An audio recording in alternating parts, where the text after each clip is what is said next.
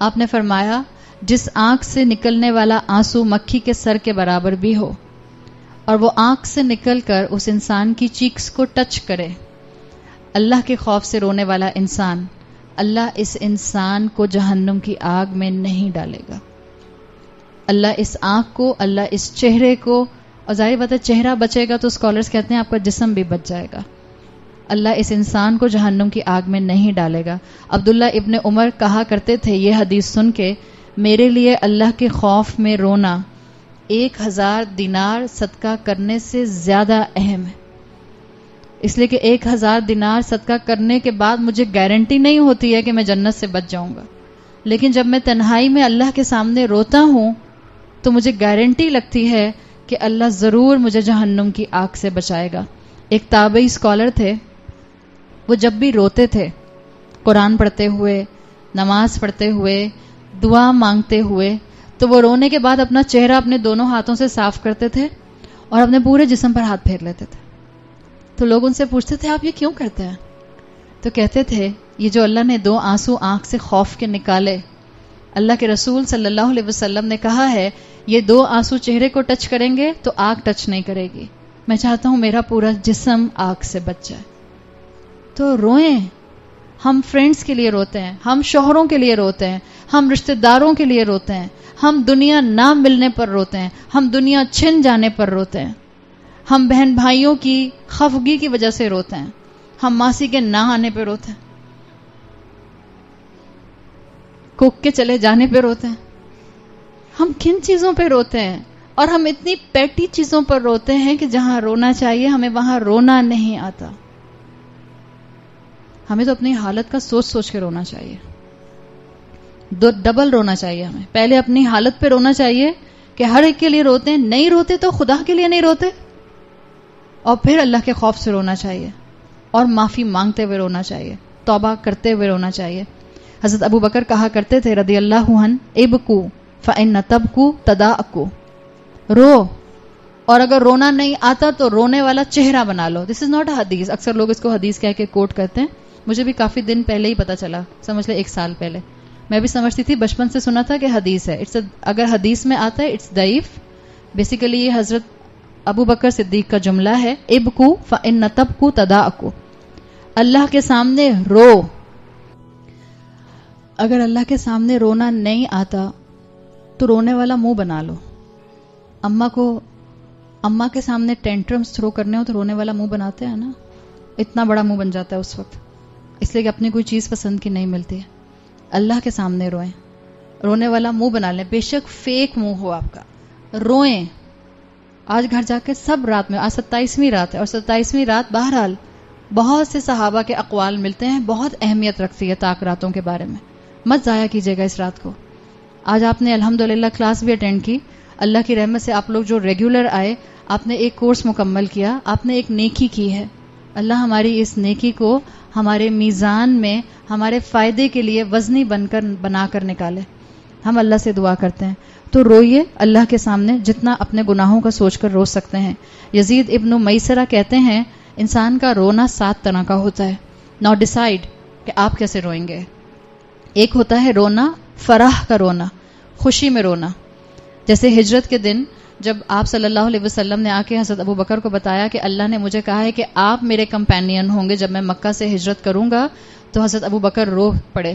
حضرت عائشہ کہتی ہیں کہ میں نے صرف سنا تھا کہ لوگ خوشی میں روتے ہیں، لیکن اس دن میں نے اپنے والد کو خوشی سے روتے ہوئے دیکھا. البکا من الفرح، خوشی کے اندر رونا. ایک ہوتا ہے رونا فرح کے اندر، ایک ہوتا ہے رونا البکا من الحزن، غم کی وجہ سے رونا، اداسی کی وجہ سے رونا، کسی ایکسیڈنٹ کی وجہ سے رونا، کسی پیارے کے انتقال کی وجہ سے رونا. کیا اس کی اجازت ہے؟ نہیں، بالکل اجازت ہے. آنکھ آنسو بہاتی ہے، دل غم زدہ ہے، لیکن زبان پر اللہ کے لیے شکوہ نہیں ہے. رسول اللہ صلی اللہ علیہ وسلم کے الفاظ ہیں جب آپ کے بیٹے ابراہیم کا انتقال ہوا، اور کوئی ایک موقع پر نہیں، کئی موقع پر آپ روئے. آپ کی 3 بیٹیوں کے انتقال آپ کی زندگی میں ہوئے، صحابہ کے انتقال آپ کی زندگیوں میں ہوئے، حضرت حمزہ کا انتقال آپ کی زندگی میں ہوا، آپ روتے تھے. نہ رونا تو سختی کی علامت ہے، دل کی رونا رحمت ہے. ہاں، لوگوں کے سامنے مت روئیں، لوگوں کے سامنے اپنا دکھ مت کھولیں، لوگ آپ کا دکھ نہیں سننا چاہتے, لوگوں کے پاس ٹائم نہیں ہے آپ کا دکھ سننے کا. لوگ آپ کا مذاق اڑائیں گے آپ کی پیٹھ کے پیچھے, کہیں گے ان کو دیکھو لوزر, ہر وقت روتی رہتی ہیں. مت روئیں لوگوں کے سامنے, روئیں اس کے سامنے جو آپ کے رونے کی قدر کرے گا. روئیں اس کے سامنے جو آپ کے غم کو دور کر سکتا ہے.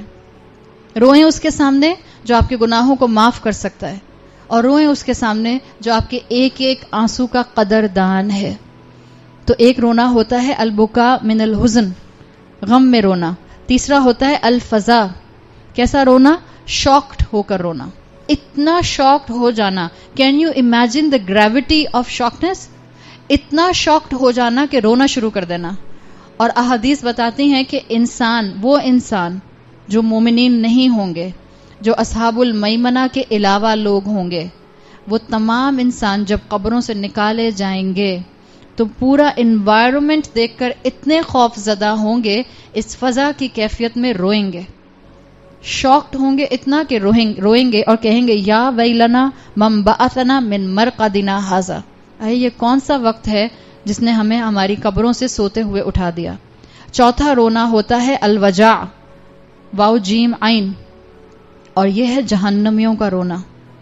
جہنمی روئیں گے, اور جہنم کے اندر صرف آگ کا عذاب نہیں ہوگا, صرف زقوم کا عذاب نہیں ہوگا, صرف کھولتے ہوئے پانی کا عذاب نہیں ہوگا, صرف فرشتوں کے لیشز نہیں ہوں گے, بلکہ جہنم میں شور ہوگا.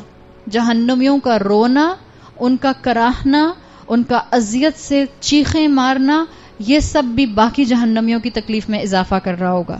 پانچواں رونا ہے ریا کا رونا, شو آف کرتے ہوئے رونا. اللہ ہمیں ہر طرح کے ریا سے بچائے. جینون روئیے. اگر لوگوں کے سامنے بھی رونا آ جاتا ہے اور جینون ہے, کوئی ضرورت نہیں ہے ڈرنے کی کہ میں لوگوں کے سامنے آنسو نہیں بہا سکتی, لیکن لوگوں کے لیے مت روئیے کہ لوگ کہیں گے کتنی نرم دل ہیں. یہ نہیں کرنا. ریا کے لیے جو روتا ہے, آپ صلی اللہ علیہ وسلم کی حدیث کا مفہوم آتا ہے, اللہ قیامت کے دن اس کے اس رونے پر اس کو سزا دے گا. چھٹا رونا آتا ہے شکر میں رونا. اتنا خوش ہونا انسان کا کہ اس کی آنکھوں سے اس کے جذبات کا چھلک جانا. حضرت زکریا کو جب بیٹے کی بشارت ملی تو وہ اسی شکر میں روئے تھے. اور آخری رونا ہوتا ہے خشیت میں رونا, البکا فی خشیت اللہ, اللہ کی خشیت میں رونا, جس میں اللہ کا بندہ چاہے قرآن سنتے ہوئے روئے, چاہے قرآن پڑھتے ہوئے روئے, چاہے بری موت سے بچنے کے خوف سے روئے, چاہے اچھی اینڈنگ کی دعا کرتے ہوئے روئے, چاہے کسی قرآن کی محفل میں اپنی آخرت یاد کرنے پر روئے. یہ سارے مختلف انداز ہیں جو بتاتے ہیں کہ رونا انسان کو اللہ کے قریب کر دیتا ہے. آپ صلی اللہ علیہ وسلم کی ابن عمر سے حدیث آتی ہے, آپ نے کہا جب تم پیرشڈ نیشنز کے پاس سے گزرو, یعنی ان کھنڈرات, ان روینز کے پاس سے گزرو جن قوموں کو تباہ کیا گیا, تو وہاں سے روتے ہوئے گزرو. سائٹ سینگ کا وزٹنگ پلیس ان جگہوں کو مت بنائیں. سیلفیز کھینچ کے مسکرا کے ان جگہوں کے اوپر. بعض لوگ ڈیڈ سی کے پاس جاتے ہیں اور ڈیڈ سی کے پاس کھڑے ہو کر سیلفیز کھینچتے ہیں اور خوب مسکرا کے سیلفیز پھر پوسٹ بھی کر رہے ہوتے ہیں. آپ صلی اللہ علیہ وسلم نے کہا ڈیڈ سی وہ علاقہ ہے جہاں قوم لوط کو دفن کیا گیا تھا. پوری بستی الٹ دی گئی تھی اور اس بستی کو جبرائیل علیہ السلام کے ایک ونگ سے اتنا اوپر اٹھایا گیا تھا کہ پہلے آسمان دنیا کے فرشتوں نے ان لوگوں کی چیخیں سنی اور ان لوگوں نے پہلے آسمان دنیا کے فرشتوں کی تسبیح سنی, اور اتنا اوپر اٹھانے کے بعد اس بستی کو زمین پر پٹخ دیا گیا. اس جگہ پر ہم جائیں, سائٹ سینگ کے لیے جائیں, وزٹنگ پلیس انجوائمنٹ کا بنا کر جائیں اور پکچرز کھینچ کے سوشل میڈیا پہ ڈال دیں. ہم اللہ کے رسول صلی اللہ علیہ وسلم کی حدیث کو ڈینائی کر رہے ہیں اور زبانیں کہتی ہیں لاکھوں درود اور لاکھوں سلام. آپ نے کہا ہے جب ان پیرش نیشنز کے پاس سے گزرو تو تیزی سے گزرو, اور صرف تیزی سے نہ گزرو, روتے ہوئے گزرو. یہ احساس اور عبرت کے ساتھ گزرو کہ تمہیں پتہ چلے کہ یہ وہ لوگ ہیں جن کی نافرمانی کی وجہ سے ان کو دنیا میں بھی سزا دی گئی اور ان کو آخرت میں بھی سزا دی جائے گی. عبرت لو. عبرت سے ہی ایک لفظ بنا ہے ابرا. ابرا عربی زبان میں ایک طرح کے آنسو ہوتے ہیں. جب دل میں عبرت اتنی آ جائے, جب دل میں کسی ایونٹ کا, کسی انسیڈنٹ کا اتنا میننگ سمجھ آ جائے کہ وہ میننگ آپ کو زبان سے سمجھانے نہ آئے, تو آپ کی زبان سے جو آنسو نکلتے ہیں اس کو ابرا کہتے ہیں. اللہ کے رسول صلی اللہ علیہ وسلم نے یہ کہا ہے کہ گہرائی کے ساتھ چیزوں کو سمجھو. جس کے آنسو نکلتے ہیں اس کے دل کی سختی ختم ہوتی ہے. گمراہیوں کی رات میں نور